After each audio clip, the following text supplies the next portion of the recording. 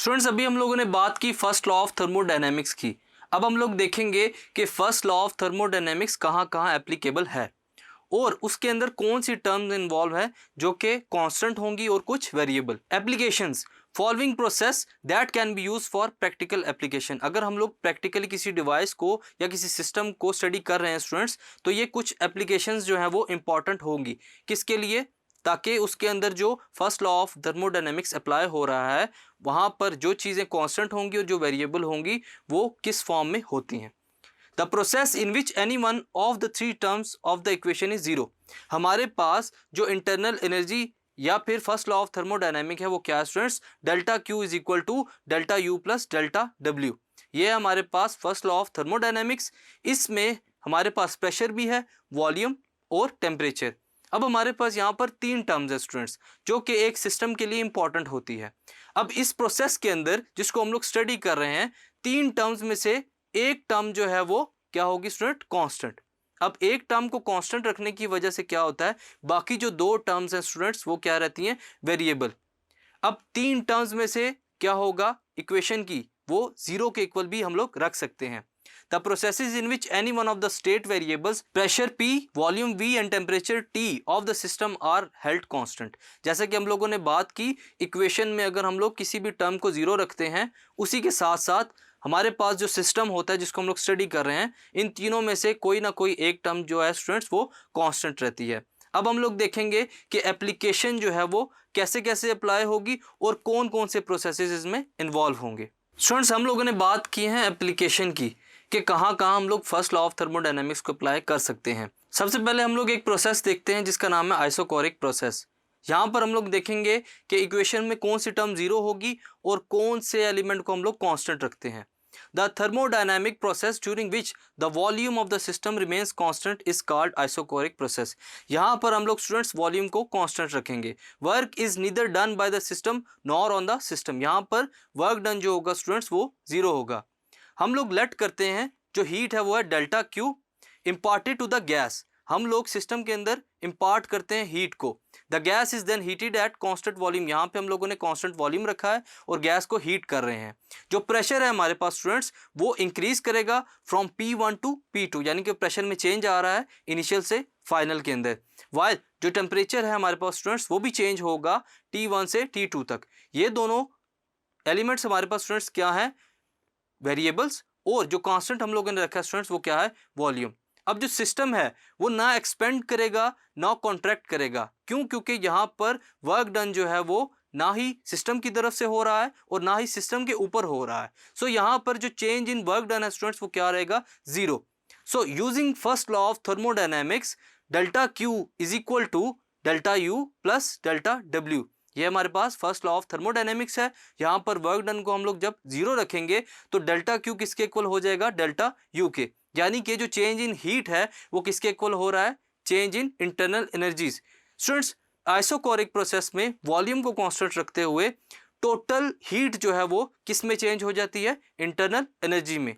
और यही है हमारे पास फर्स्ट लॉ ऑफ थर्मोडायनेमिक्स की पहली एप्लीकेशन, जिसमें क्या होगा स्टूडेंट्स? टोटल हीट कन्वर्ट हो जाएगी इंटरनल एनर्जी में, जिसको हम लोग आइसोकोरिक प्रोसेस भी कहते हैं।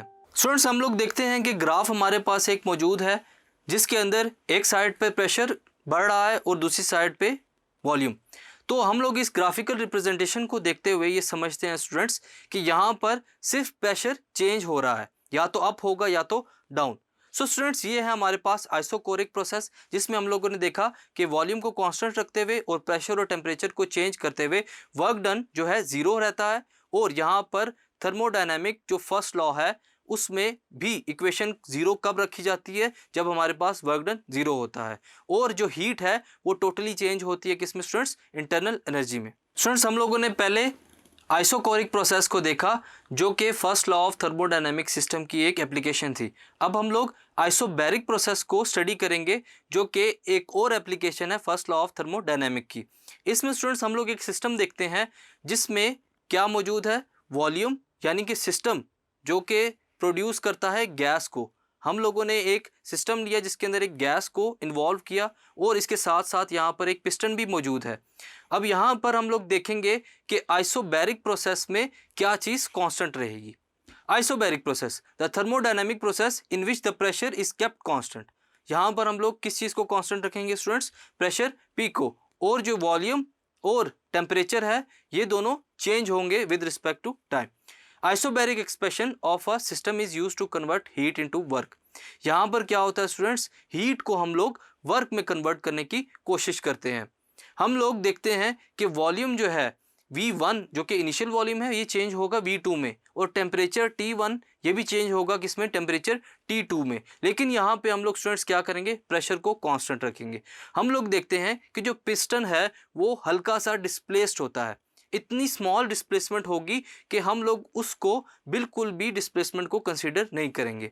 तो हम लोग देखते हैं कि कैसे इस सिस्टम के अंडर हम लोग first law of thermodynamic system को अप्लाई कर सकते हैं। सबसे पहले हम लोग देखेंगे कि स्टूडेंट्स वर्क डन क्या है। Work done according to the first law of thermodynamics हमारे पास क्या होगा students? Delta W। So delta W जो है वो किसके इक्वल होगा? Force into distance. डिस्टेंस क्यों आया स्टूडेंट्स यहाँ पर? क्योंकि हमारे पास जो पिस्टन है वो हल्का सा प्रेस होगा।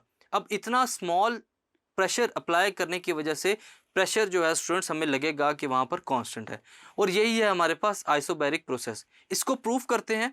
सबसे पहले हम लोग देखेंगे due to displacement and force work done हमारे पास किसके इक्वल होगा? Delta W work done change is equal to force into displacement, जो कि एक स्मॉल चेंज है। अगर हम लोग देखते हैं अपने सिस्टम को, वहाँ पर हमें पता चलता है कि प्रेशर अप्लाई हो रहा है, लेकिन वो प्रेशर इतना स्मॉल है कि हम लोग उसको कांस्टेंट कंसीडर कर सकते हैं। सो वर्क डन डेल्टा W किसके इक्वल होगा students? F dot delta Y। ये वो डिस्टेंस है जो कि पिस्टन कवर करेगा बिल्कुल स्मॉल अमाउंट में। यहाँ पर फोर्स है हमारे पास और डिस्प्लेसमेंट है। अब फोर्स जो है स्टूडेंट्स हमारे पास किसके इक्वल होता है? अगर हम लोग प्रेशर की इक्वेशन को देखें तो फोर्स हमारे पास इक्वल होगी F is equal to P into A। P pressure है हमारे पास और A एरिया है। जितनी फोर्स अप्लाई की जा रही है प्रेशर उतना बढ़ता जा रहा है, और हम लोग देखते हैं कि साथ में एरिया भी इन्वॉल्व होता है कि कितने एरिया पे फोर्स ने उस बॉडी को डिस्प्लेस किया। सो इस फोर्स को हम लोग जब वर्क डन की इक्वेशन में पुट करेंगे तो डेल्टा W हमारे पास क्या हो जाएगा? F की जगह हम लोग प्रेशर P और एरिया A को पुट कर रहे हैं, और साथ हमारे पास क्या है? चेंज इन डिस्प्लेसमेंट। हम लोग जानते हैं कि एरिया मल्टीप्लाई बाय डिस्प्लेसमेंट किसके इक्वल होता है स्टूडेंट्स? वॉल्यूम के। क्योंकि हमारे पास यहाँ पर चेंज इन डिस्प्लेसमेंट है तो हम लोग यहाँ पर लिख सकते हैं कि चेंज इन वॉल्यूम यहाँ पर अकर हो रहा है, यानी कि वॉल्यूम चेंज हो रहा है। वॉल्यूम चेंज हो रहा है V1 से V2 तक। सो हम लोग वर्क डन इक्वेशन को देख सकते हैं, delta W is equal to P, volume लिखेंगे एरिया और डिस्प्लेसमेंट की जगह पर, V2 माइनस V1 जो कि है चेंज इन वॉल्यूम। इसको हम लोग लिख सकते हैं P इंटू डेल्टा V। सो हम लोग देख रहे हैं कि जो वर्क डन हम लोग अप्लाई कर रहे हैं उसकी वजह से प्रेशर भी आ रहा है, और प्रेशर की वजह से जो वॉल्यूम है वो भी चेंज हो रहा है। फर्दर इसको सॉल्व करते हैं। हम लोगों ने देखा कि वर्क डन जो है स्टूडेंट्स डेल्टा W किसके इक्वल है? P इंटू डेल्टा V, और चेंज इन वॉल्यूम के अंदर हमारे पास इनिशियल और फाइनल वॉल्यूम्स मौजूद हैं। Using the first law of thermodynamics, इसको सॉल्व कैसे करेंगे? By using first law of thermodynamics. First law of thermodynamics क्या है हमारे पास students? Delta Q change in heat is equal to change in internal energy plus delta W यानी कि change in work done. अब अगर हम लोग आइसोबैरिक प्रोसेस को देखते हुए वर्क डन की वैल्यू जो हम लोगों ने निकाली है उसको यहाँ पर पुट करेंगे तो क्या होगा हमारे पास? Delta Q is equal to delta U plus P delta V। ये है हमारे पास चेंज इन हीट यानी कि फर्स्ट लॉ ऑफ थर्मोडायनेमिक्स जो कि अप्लाई हो रहा है आइसोबैरिक प्रोसेस के ऊपर। सो स्टूडेंट्स यहाँ पर जो वर्क परफॉर्म किया गया है एक्सपेंड करने के लिए या कॉन्ट्रैक्ट करने के लिए गैस को, वो कहाँ से आ रहा है? एक या दो सोर्सेज से भी आ सकता है। हीट जो सप्लाई की जा रही है गैस को वो क्या है? Internal energy. The graph of isobaric process, और हम लोगों ने देखा जो आपके पास डायग्राम थी उसके अंदर जो ग्राफ है वो एक आइसोबैरिक प्रोसेस को शो कर रहा है, जिसके अंदर जो स्ट्रेट लाइन है वो पैरेलल है किसके स्टूडेंट्स? वॉल्यूम के। क्यों? क्योंकि यहाँ पर जो सिस्टम है वो एक्सपेंड करेगा और वॉल्यूम चेंज होगा, यानी कि इनिशियल वॉल्यूम चेंज होगा फाइनल वॉल्यूम में। सो स्टूडेंट्स ये है एक और application first law of thermodynamics की जिसको हम लोग नाम देते हैं आइसोबैरिक प्रोसेस का। अब हम लोग बात करेंगे आइसोथर्मल प्रोसेस की। It is a process which is carried out at constant temperature and hence the condition of the application of Boyle's law on the gas is fulfilled. यहाँ पर हम लोग देखेंगे कि बॉयज़ लॉ भी फुलफिल्ड हो रहा है और यहाँ पर कौन सी कंडीशन है हमारे पास, टेम्परेचर कांस्टेंट। स्टूडेंट्स इस कंडीशन के लिए हम लोग देखेंगे कि एक रेजरवायर भी यहाँ पर हम लोग यूज़ करेंगे और एक सिस्टम है जिसके अंदर पिस्टन्स भी इन्वॉल्व है, कंडक्टिंग वॉल्स भी हैं और नॉन कंडक्टिंग बेस भी है। सो स्टूडेंट्स इस सिस्टम को देखते हुए हम लोग देखेंगे कि यहाँ पर जो प्रेशर P और वॉल्यूम V जो है वो वेरिएबल होंगे और टेम्परेचर कांस्टेंट रहेगा। यहाँ पर स्टूडेंट्स एक रेजरवायर यूज़ किया गया है। जो रेजरवायर है वो डिवाइस होती है, किस लिए यूज़ की जाती है स्टूडेंट्स, टेम्परेचर को कांस्टेंट रखने के लिए। तो इनिशियल और फाइनल फेजेस में हमारे पास जो टेम्परेचर है वो रेजरवायर की वजह से कांस्टेंट रहेगा। सो स्टूडेंट्स इसको प्रूव करते हैं कि आइसोथर्मल प्रोसेस कैसे प्रूव होता है। यहाँ पर हम लोग देखेंगे कि आइसोथर्मल प्रोसेस के अंदर जो प्रेशर P है वो P1 से लेकर P2 तक चेंज होगा, वॉल्यूम V है V1 से लेकर V2 तक चेंज होगा। यहाँ पर हमारे पास प्रेशर अप्लाई होने की वजह से जो गैस है वो एक्सपेंड करेगी और हम लोग देखेंगे कि हीट इंक्रीज होने के बजाय यहाँ पर क्या होगी स्टूडेंट्स, डिक्रीज होगी। क्यों? क्योंकि हम लोग यहाँ पर आइडियल गैस के प्रोसेस को स्टडी कर रहे हैं और आइडियल गैस में क्या होता है, इंटरनल एनर्जी चेंज नहीं होती। सो स्टूडेंट्स इस प्रोसेस को देखते हुए कंटिन्यू करते हैं कि कैसे फर्स्ट लॉ ऑफ थर्मोडायनामिक यहाँ पर एप्लीकेबल होता है। स्टूडेंट्स आइसोथर्मल प्रोसेस के अकॉर्डिंगली हम लोग देखते हैं कि जो वर्क डन है वो किस फॉर्म में होता है, in the form of expansion, कि गैस यहाँ पर एक्सपेंड हो रही है। In pushing up the piston in the cylinder, gas क्या कर रही है, सिलेंडर के पिस्टन को पुश अप कर रही है। यहाँ पर टेम्परेचर कांस्टेंट है तो यहाँ पर स्टूडेंट्स क्या होगा, इंटरनल एनर्जी जो है वो जीरो होगी। So first law of thermodynamics के अकॉर्डिंगली जो डेल्टा U है वो हमारे पास क्या होगा students, internal energy is equal to zero. Internal energy zero है तो यहाँ पर जो हमारे पास फर्स्ट लॉ ऑफ थर्मोडायनेमिक है वो क्या है students, delta Q is equal to delta U plus delta W। ये हमारे पास फर्स्ट लॉ ऑफ थर्मोडायनेमिक है। यहाँ पर हम लोग क्या करेंगे, इंटरनल एनर्जी को चेंज कर देंगे। क्यों? क्योंकि आइसोथर्मल प्रोसेस में टेम्परेचर कांस्टेंट रखने की वजह से क्या होता है students, internal energy zero. So delta Q is equal to zero plus delta W। So change in heat is equal to change in work done. So students यहाँ पे जितना भी वर्क डन अप्लाई हो रहा है गैस को expand करने के लिए वो किस में चेंज हो रहा है, हीट की फॉर्म में। सो ये हमारे पास जो एक्सप्रेशन है ये शो करती है कि गैस जो है एक्सपेंड हो रही है और क्या कर रही है, एक्सटर्नल वर्क डन। और जो इक्वल अमाउंट में हीट है स्टूडेंट्स वो सप्लाई की जा रही है, क्या करने के लिए, मेंटेन रखने के लिए टेम्परेचर को। क्यों? क्योंकि आइसोथर्मल प्रोसेस के अंदर आप लोगों ने टेम्परेचर को कांस्टेंट रखा। इसी तरह अगर हम लोग रिवर्स प्रोसेस में बात करें, अगर गैस एक्सपेंड होने के बजाय कॉन्ट्रैक्ट होती है तो वर्क जो है वो डन किया जाएगा किसके ऊपर स्टूडेंट्स, गैस के ऊपर। इक्वल अमाउंट में जो हीट है वो अलाउ की जाएगी लीव द सिस्टम। हम लोग पहले बात कर रहे थे जब गैस एक्सपेंड होती है तो हीट इंटर होती है सिस्टम के अंदर, लेकिन अगर हम लोग कन्वर्सली बात करें तो जो गैस है वो कॉन्ट्रैक्ट होते हुए क्या करेगी, लीव कर जाएगी, हीट को लीव करवा देगी फ्रॉम द सिस्टम। सो जो हम लोगों ने ऑब्जर्व किया स्टूडेंट्स कि आइसोथर्मल प्रोसेस के अंदर क्या होता है, जो चेंज इन हीट है वो इक्वल हो जाता है टोटल वर्क डन में, यानी कि अमाउंट ऑफ वर्क डन जो है वो अप्लाई हो रही है या तो हीट को इंटर करवाने के लिए या तो हीट को लीव करवाने के लिए। सो स्टूडेंट्स ये थी एक और example first law of thermodynamic की जिसको हम लोगों ने नाम दिया आइसोथर्मल प्रोसेस का। स्टूडेंट्स अब हम लोग बात करेंगे फर्स्ट लॉ ऑफ थर्मोडायनामिक्स के एक और एप्लीकेशन की जिसका नाम है एडियाबैटिक प्रोसेस। हम लोग देखेंगे कि कैसे वर्क डन जो है वो अप्लाई किया जाएगा टोटली चेंज करने के लिए इंटरनल एनर्जी को। Adiabatic process is the one in which no heat enters or leave the system. Adiabatic process के अंदर बिल्कुल भी हीट ना इंटर हो सकती है सिस्टम के अंदर, ना यहाँ से बाहर जा सकती है। तो यहाँ पर जो हमारे पास हीट एनर्जी होगी स्टूडेंट्स वो किसके इक्वल होगी, जीरो। तो जो फर्स्ट लॉ ऑफ थर्मोडायनामिक है हीट के जीरो होने की वजह से वो क्या रह जाएगा students, work done will be equal to minus delta U. इसको हम लोग प्रूव करते हैं। हमारे पास स्टूडेंट्स एडियाबैटिक प्रोसेस के लिए हीट जो है वो जीरो होगी और जो ट्रूली एडियाबैटिक प्रोसेस है स्टूडेंट्स हमारे पास आइडियल गैस के लिए वो रियल टाइम में रियलाइज नहीं किया जा सकता, लेकिन जो फ्लो ऑफ हीट है वो प्रिवेंट की जा सकती है by using surrounding the system covered. यानी कि हम लोग जो सिस्टम है उसकी सराउंडिंग्स को टोटली प्रिवेंट करेंगे हीट को एंटर होने से और बाहर जाने से।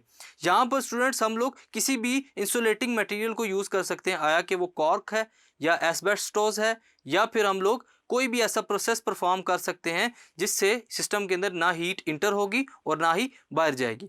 सो स्टूडेंट्स, एडियाबैटिक प्रोसेस को परफॉर्म करने के लिए गैस के ऊपर हम लोग कंसीडर करते हैं एक गैस कंटेनर जो कि टोटली इंसुलेटेड है। किसी भी जो इंसुलेटिंग मटेरियल हम लोगों ने यूज़ किया है सिस्टम को कवर करने के लिए, वो क्या करेगा, हीट को ना इंटर होने देगा और ना ही बाहर जाने देगा। सो स्टूडेंट्स, हम लोग क्या करते हैं, यहाँ पर हम लोग देखते हैं कि पिस्टन से जो है वो प्रेशर भी अप्लाई कर रहे हैं। अगर जो गैस है उसको हम लोग अलाउ करते हैं एक्सपेंड करने के लिए, वो क्या करेगी, डिक्रीज करेगी प्रेशर को, और जो गैस है वो आहिस्ता आहिस्ता कूल डाउन होना शुरू हो जाएगी। इसकी वजह से हम लोग देखेंगे कि चेंज इन टेम्परेचर प्रोड्यूस होगा। यहाँ पर जो इंटरनल एनर्जी है स्टूडेंट्स, वो क्या होगी, वो भी इसके साथ साथ डिक्रीज करती जाएगी। इसी तरह जो गैस है वो कंप्रेस होती जाएगी, क्योंकि हम लोग प्रेशर को इंक्रीज कर रहे हैं, और जो गैस है वो आहिस्ता आहिस्ता हीट अप होना शुरू हो जाएगी। सो टेम्परेचर भी यहाँ पर क्या होना शुरू हो जाएगा स्टूडेंट्स, आहिस्ता आहिस्ता इंक्रीज करना शुरू कर जाएगा। सो हमारे पास जो इंटरनल एनर्जी है वो क्या होगी, वो इंक्रीज करेगी किसको स्टूडेंट्स, गैस के टेम्परेचर को। So according to the first law of thermodynamics, हमारे पास जो फर्स्ट लॉ है वो क्या है, delta Q is equal to delta U plus delta W, change in internal energy plus change in work done. So students, हम लोगों ने देखा कि एडियाबैटिक प्रोसेस में हीट ना इंटर होती है और ना ही बाहर जा सकती है। तो यहाँ पर क्या होगा, जो डेल्टा क्यू है वो जीरो रह जाएगा, और हमारे पास जो इक्वेशन बनेगी वो क्या होगी, zero is equal to delta U plus delta W. So further इसको सॉल्व करते हैं। डेल्टा यू को हम लोग इधर ही रखेंगे और वर्क डन को हम लोग राइट हैंड साइड पर ले जाएंगे। So delta U will be equal to minus delta W, यानी कि चेंज इन इंटरनल एनर्जी किसके इक्वल है, चेंज इन वर्क डन के। So increase in the internal energy, यहाँ पर हम लोग इंटरनल एनर्जी को आहिस्ता आहिस्ता इंक्रीज कर रहे हैं। उससे क्या होगा, एडियाबैटिक प्रोसेस के अंदर जो कि वर्क डन के इक्वल है वो परफॉर्म होगा। सो हम लोगों ने इसी वजह से लिखा कि delta U is equal to किसके, नेगेटिव ऑफ डेल्टा डब्ल्यू, यानी कि नेगेटिव ऑफ वर्क डन के। सो अगर हम लोग इसको चेंज करना चाहें तो क्या लिखेंगे स्टूडेंट्स, कि डेल्टा वर्क डन यानी कि change in work done, work done की वजह से क्या परफॉर्म हो रहा है students, change in internal energy. So work done will be equal to negative of delta U, यानी कि यहाँ पर क्या हो रहा है स्टूडेंट्स, इंटरनल एनर्जी चेंज हो रही है। इसका मतलब है कि अगर सिस्टम जो है स्टूडेंट्स वो वर्क डन करता है सराउंडिंग्स के ऊपर, तो क्या होता है, हमारे पास एडियाबैटिक प्रोसेस जो है वो फॉलो होता है। सो जो वर्क डन है स्टूडेंट्स वो क्या होगा, उसकी वजह से कॉस्ट होगी हमारे पास इंटरनल एनर्जी। सो जो आपके पास ग्राफ है स्टूडेंट्स, उसमें एक कर्व शो हो रहा है, उस कर्व को हम लोग क्या कहते हैं, graphical representation of adiabatic expansion. इसको हम लोगों ने क्या नाम दिया स्टूडेंट्स, एडियाबैटिक एक्सपेंशन। क्यों, क्योंकि यहाँ पर प्रेशर की वजह से गैस जो है वो एक्सपेंड करेगी, और हम लोग इस कर्व को क्या कहते हैं, एडियाबैट। सो स्टूडेंट्स, ये है एक और application first law of thermodynamics की, जिसमें हम लोगों ने बात की एडियाबैटिक प्रोसेस की, जिसमें कोई भी हीट जो है वो इंटर नहीं होती सिस्टम के अंदर और ना ही सिस्टम के अंदर से बाहर जाती है। स्टूडेंट्स, हम लोगों ने फर्स्ट लॉ ऑफ थर्मोडायनेमिक्स को देखते हुए कुछ प्रोसेसेस को डिस्कस किया। अब हम लोग एक एग्जांपल देखते हैं और हम लोग देखेंगे कि वहां पर किस प्रोसेस को फॉलो किया गया है। एग्जाम्पल है हमारे पास, in a certain process 400 joule of heat energy supplied to a system and at the same time 150 joule of work is done by the system, what is the increase in internal energy of the system. यहाँ पर हम लोगों ने internal energy के increase की बात करनी है। Amount of heat energy supplied to the system, जो हीट एनर्जी सप्लाई की जा रही सिस्टम को वो कितनी है students, delta Q is equal to 400 joule, और इसी के साथ जो work done by the system, यानी कि सिस्टम की तरफ से जो वर्क डन किया गया है उसको हम लोग लिखेंगे delta W is equal to 150 joule by using the first law of thermodynamics. First law of thermodynamics क्या है हमारे पास students, delta Q is equal to delta U plus delta W. अब हम लोग इसमें वैल्यूज़ को पुट करेंगे। हम लोगों ने चूंकि इंटरनल एनर्जी निकालनी है तो इंटरनल एनर्जी को हम लोग लिखेंगे delta U is equal to delta Q minus delta W. Values को पुट करेंगे, delta U will be equal to 400 joule minus 150 joule. So जो टोटल हमारे पास स्टूडेंट्स इंटरनल एनर्जी है वो किसके इक्वल होगी, 250 जूल। सो स्टूडेंट्स, इस एग्जांपल पे हम लोगों ने फर्स्ट लॉ ऑफ थर्मोडायनेमिक्स को यूज़ करते हुए क्या फाइंड किया, इंटरनल एनर्जी, जो किसके इक्वल है, 250 जूल। Thank you.